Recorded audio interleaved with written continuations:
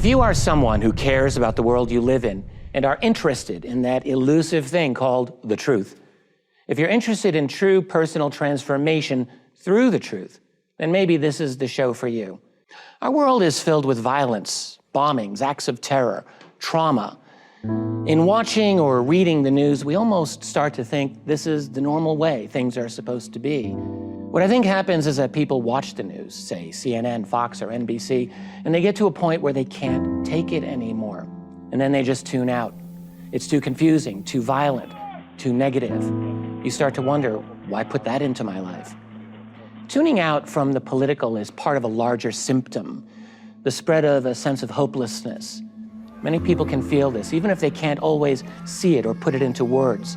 It's a loss of control, a sense that the vehicle you thought you were driving is actually being driven by someone else. It comes with this sense of confusion about the world, in which the politics around us don't seem to make any sense. And there doesn't seem to be any way out. But what I am suggesting to you is that this is by design. The confusion, the hopelessness, it's not an accident. Maybe once, long ago, we might have believed that the political establishment was working for the people. Corrupt, sure, but more or less something that worked on behalf of the public. It's what our society still tells us every day, that ever so slowly we're moving toward greater inclusion, greater democracy, right? Well, maybe not.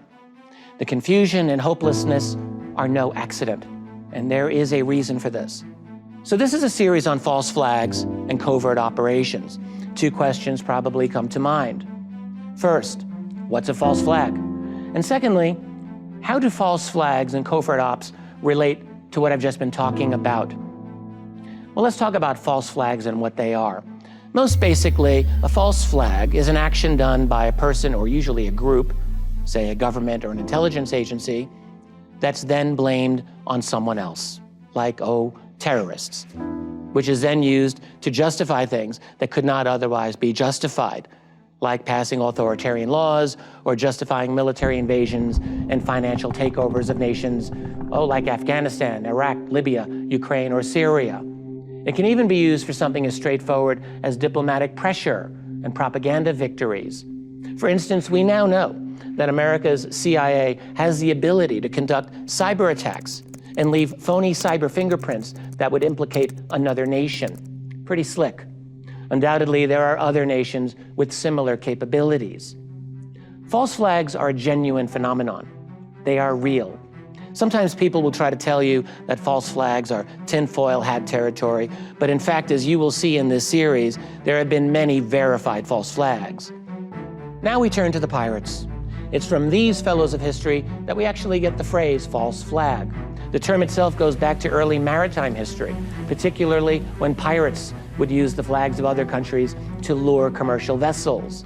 Then when the prey got close enough, the pirates would hoist their black flag, board the ship, and steal its valuables. Professional historians tell us false flags were not uncommon during the golden age of piracy, the 17th and 18th centuries. You would think that from a group of people whose activities are the cause of the phrase false flag, that we would have many false flag stories from them. But in fact, we have only a small handful of specific examples of pirate false flags.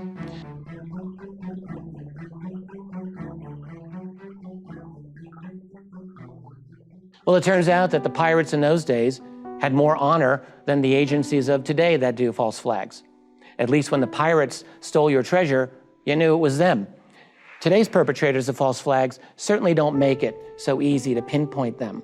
This program will be discussing the history of false flags, looking at the phenomenon in its early history, then really spending time on the 20th and 21st centuries. We'll be examining how false flags went from almost laughably simplistic in their earliest incarnation to the development and impact of the false flags that led to the Second World War, like the German Reichstag fire and invasion of Poland, and the Japanese false flags against China in the 1930s, and several interesting Soviet false flags. We'll also take a special look at the attack on Pearl Harbor and seek to understand to what extent that attack was desired and enabled by certain elites within the United States. Then we move into the Cold War and finally the 21st century. We'll see how and why the United States became, and still is, the world's leader in false flags.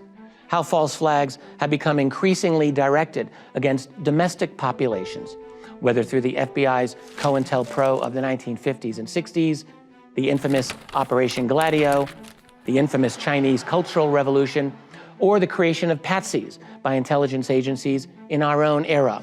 Come on, man. No, they're taking me in because of the fact that I lived in the Soviet Union. I'm just a patsy. We'll also see how false flags continue to be used internationally to justify regime change, to destroy democratic governments, and even enable military invasions. From the operations in the Middle East and Central America in the 1950s and 60s to the wars and new Cold Wars of the 21st century. There is a real art in eliminating undesirable governments based on fake evidence and smear campaigns. Of course, we will be looking at 9/11, still the most important false flag of our lifetime. On September the 11th, enemies of freedom committed an act of war against our country. Our war on terror begins with Al-Qaeda, but it does not end there. The justification for the U.S. war on terror and the abrogation of civil liberties, not merely in the United States, but mimicked in other nations around the world. 9/11 transformed the world, and it was, without any shadow of a doubt, perpetrated upon us as a grand deception. Now, as we're headed toward 2 decades of post-9/11 dystopia, it's more important than ever to look at that event with a cold eye toward the truth. And I can assure you, we will be doing just that. Unfortunately, false flags did not stop with 9/11. Indeed, we are now living in an era of them.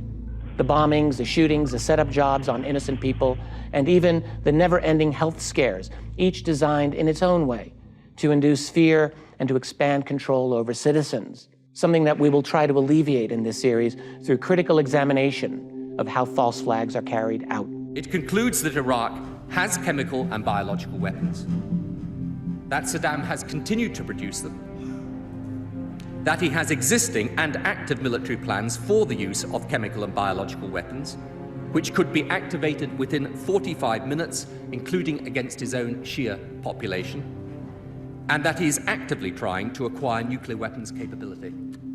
We all believe that weapons of mass destruction were there, but they weren't. That's a quick overview of what we'll be examining in this series, but I'd like to explore a few interesting things first. False flags as a form of propaganda and as a form of psychological operation, or PSYOP. I'd also like to explain the preconditions necessary for false flags, and as a bonus, offer a quick little lesson in the steps of false flags. First, it's important to understand that false flags are a form of propaganda.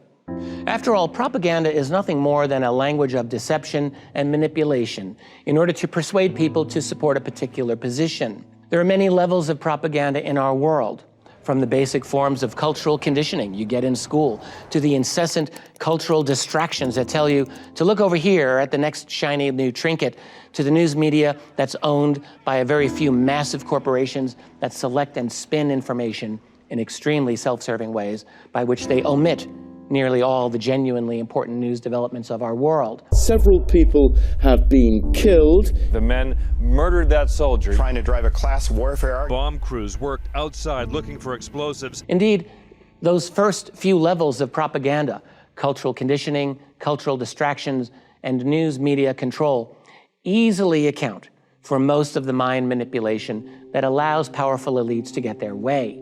The system works extremely well, especially when most of the population is overworked, overmedicated, eating bad food. Bombarding people with sex scandals and sports while tossing in meaningless political platitudes usually works really well at keeping people off their game. Even so, every once in a while, stronger medicine is needed for elites to get what they want. That's when they might use covert ops, regime change tactics, and yes, false flags. Let's talk about PSYOPs. You might be interested to know that countries worldwide recognize false flags as part of a new form of warfare, hybrid warfare, essentially full spectrum warfare. Hybrid warfare uses the conventional warfare tactics of armies and navies and air forces, but it also adds something more, what it calls irregular warfare. And this can include almost anything you can think of: cyber warfare, media propaganda, terrorist actions, and all kinds of clandestine, secret activities so that you don't know exactly who is behind an action. And if you don't know who did it, you can't really fight back. We're really talking about a revolution in how to wage war, and it's going on right under our noses. It's interesting that when a country or its military talks about hybrid warfare, it's always talking about something that the other guy does. A computer virus called Stuxnet was discovered lurking in the databanks of power plants, traffic control systems, and factories around the world. Buried deep in the Stuxnet code was a specific target. Without that target, the virus remained dormant. What was it looking to shut down? The centrifuges that spin nuclear material at Iran's enrichment facilities. Stuxnet was a weapon, the first to be made entirely out of code. One key element of hybrid warfare is psychological operations, or PSYOPs. Nowadays, the military calls it by a different name: Military Information Support Operations, or MISO. But the mission's still the same. In their words, to selectively convey information to influence minds, emotions, and what they call the objective reasoning of targets. In other words, influencing populations through propaganda, spin, and deception.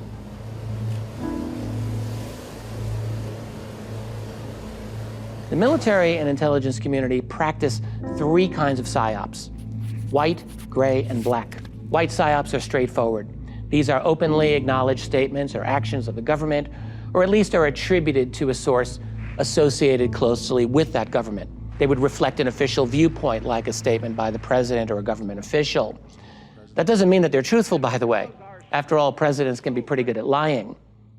Gray PSYOPs are a bit more interesting. These are statements or actions in which the source is, quote, deliberately ambiguous. In other words, even though the true source would be the government, you wouldn't know that. A classic example of this is government collusion with mainstream media, in which the media spins and misleads, posing as objective journalism when in fact they're working directly for the government. The best known historical example of gray PSYOPs was Operation Mockingbird.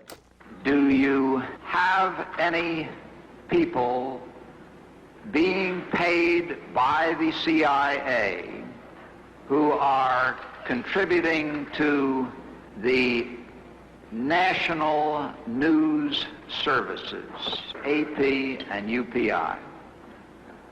Well, again, I think we're getting into the kind of detail, Mr. Chairman, that I'd prefer to handle in executive session.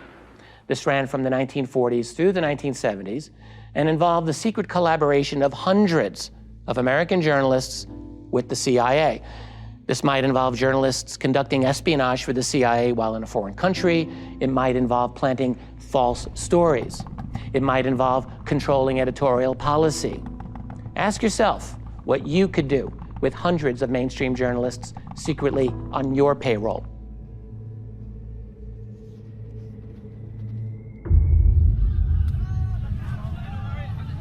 Mockingbird was manipulative enough. Today, things are far more sophisticated. There are countless whistleblowers, leaks, and investigations that make it clear what passes for mainstream journalism today is little more than the propaganda machine for the national security state. We'll be coming back to that sad reality later in the program. And then there are black PSYOPs. Now things get really interesting. Back in 1954, the CIA defined black PSYOPs as something perpetrated that appeared to emanate from a source hostile in nature. The US government would deny any connection. The policy statement went on to say that, quote, the content may be partially or completely fabricated, but that which is fabricated is made to appear credible. That, my friends, is a false flag, perpetrating something that you blame on your enemy. Now, that statement might be from 1954, but today, in the 21st century, the U.S. Army Psychological Operations Manual uses the exact same definitions of white, gray, and black PSYOPs that the CIA was using in the 1950s, and the very same words. In other words, false flags are in the official playbook of the U.S. military and intelligence community. Persuade, change, influence. That is the motto of the U.S. Army's Psychological Operations Regiment. They employ specific communication methods using a variety of techniques, technology, and mediums to develop and deliver messages which will have the greatest impact and influence. These methods often incorporate the use of state-of-the-art multimedia products that convey U.S. policy and national objectives. What other countries sanction as acceptable operations is not as easy for us to document, but there are enough indications that it's going on in all leading nations. Something to keep in mind next time you're debating politics at a family reunion. Now what I want to do is to give you some tools to identify false flags. It's not that every false flag has all the following qualities, but they usually have many of them. In a sense, then, we can create a kind of false flag profile. Number one, it's a spectacular and emotional event. Now this sounds like a hard and fast rule, but let's just leave it at it's usually a spectacular and emotional event. The main thing is that the target audience needs to be affected by the event, and the target audience is often the general population. For all practical purposes, it's a good rule. By spectacular and emotional, I usually mean traumatic in some way. We're talking major act of violence, but not any kind of violence. Something unusual that seems designed to attract attention. It's not true, of course, that every violent, sensational act is a false flag. That's why we have other items on the checklist, such as number 2, instant media saturation. The one I saw was dressed in black.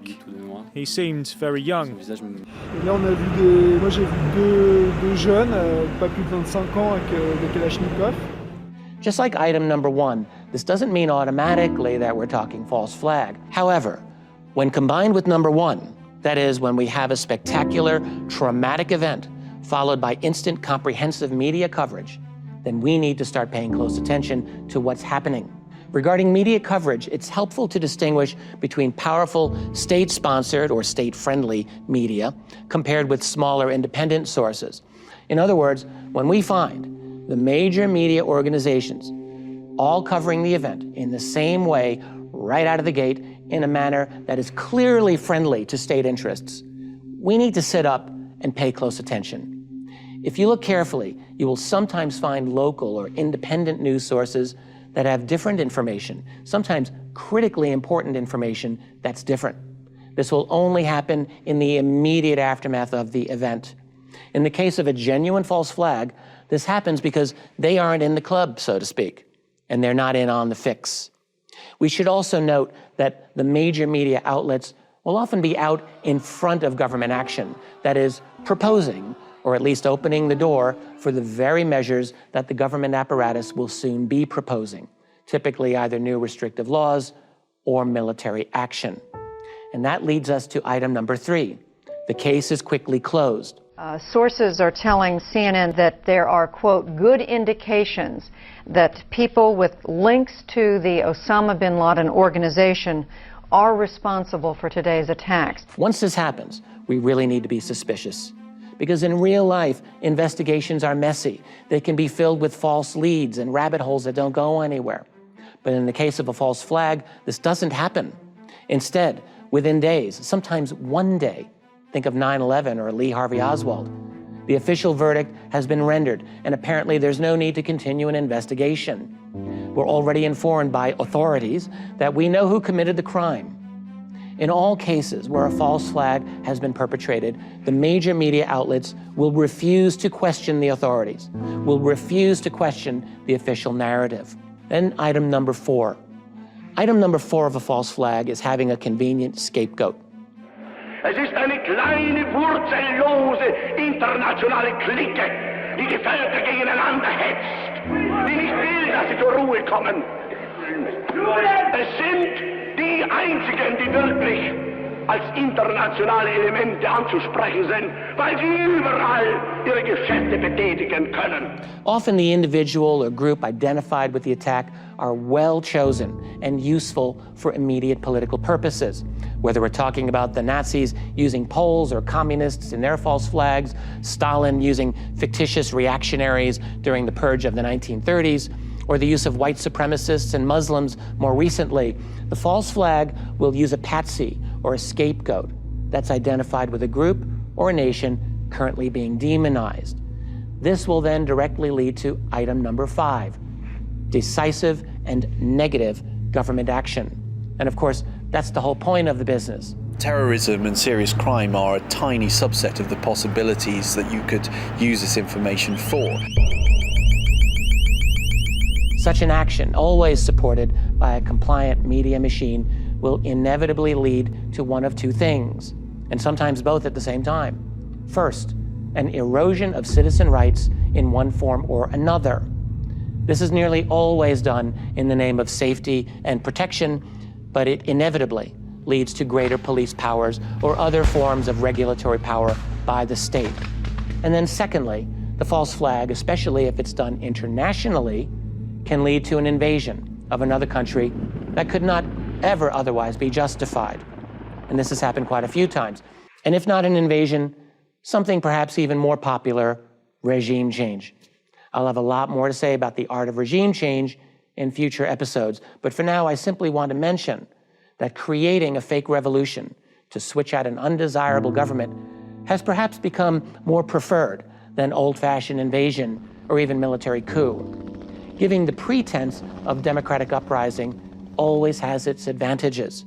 In our time, the goal of most false flags come down to 3 results: stripping away more rights, invasion, and regime change.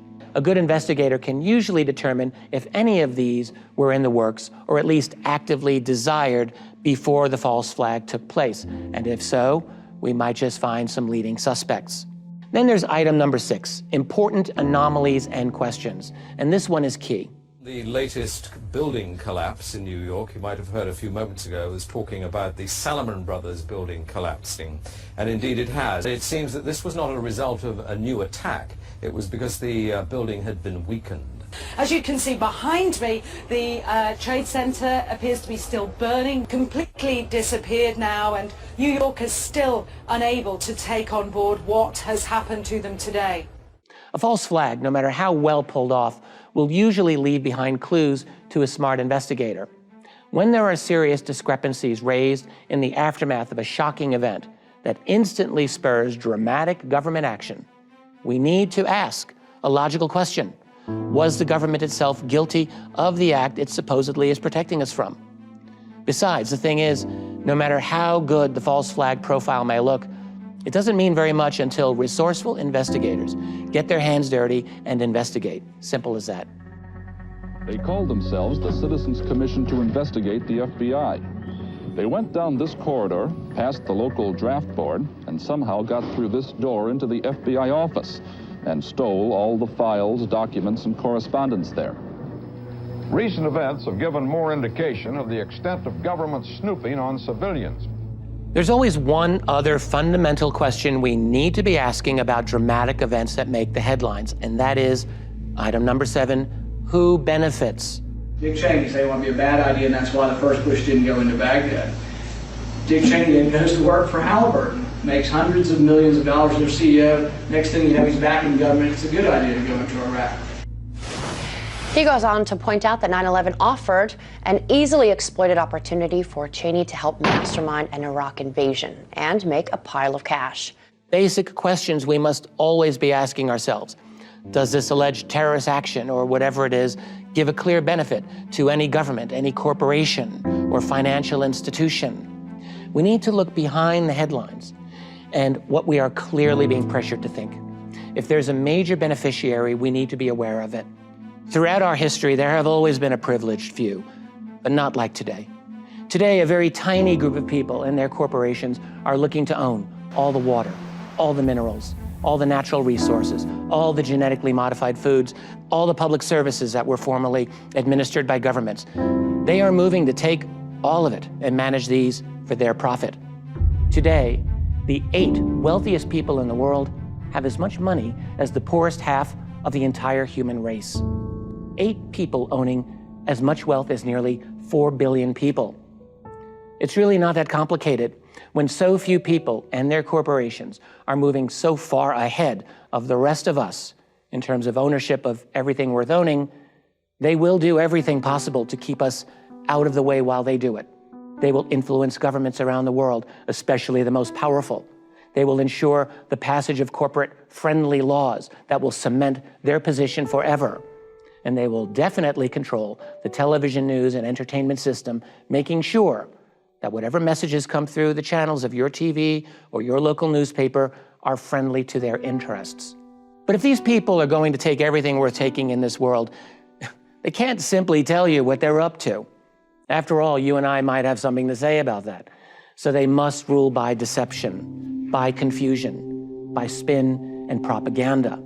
The truth is, there usually is a benefit to certain interests when these things occur, and it's not anti-government to ask questions about it. Indeed, it's the mark of someone who still has the ability to think independently, perhaps the most important, and during certain periods in history, the most dangerous quality we might have. Those are the big 7 items of a false flag, and as we move through this series, we'll be looking at the events under review through this lens. But I want to point out that this is not quite the same as a formula.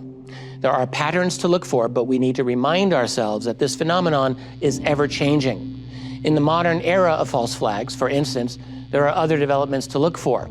The existence of multiple drills going on during the day of the false flag, drills that actually mimic the event that occurs. There's also a not uncommon connection of suspects to intelligence organizations like the CIA or FBI in America and their equivalent agencies in other countries, for instance. Then there is the proliferation of slogans, often immediately appearing as if they were cooked up in a Madison Avenue boardroom. Overall, we see increasing levels of sophistication in 21st century false flags, including a seamless integration with mainstream websites, search engines, and even cooperation with so-called alternative websites that maybe aren't so alternative after all. This series will examine many proven and provable false flags that have shaped our world over the past century. Together, we're going to walk through that history and in so doing, gain a perspective that will enable us to understand why we have false flags, and perhaps most important of all, how to identify them as they happen. Because if you can be sure of anything in this world, it's that there will be more false flags to come. Our job as citizens of the world is not to allow governments to have us live in fear. Our job is to see the world clearly without illusion, beyond the propaganda and beyond the trauma. Through awareness, we are empowered. Through honest exploration, we can see through the fear-mongering narrative we're exposed to daily. We've all heard many times that the truth shall set us free. After all, how can we be free if we are shackled to lies and deception? So my friends, remember, reaching the truth means stripping away the illusions around us. Don't buy into the fear. It's about waking up. Join me next time on False Flags when we look at early false flags. How far back do they go? I'm Richard Dolan.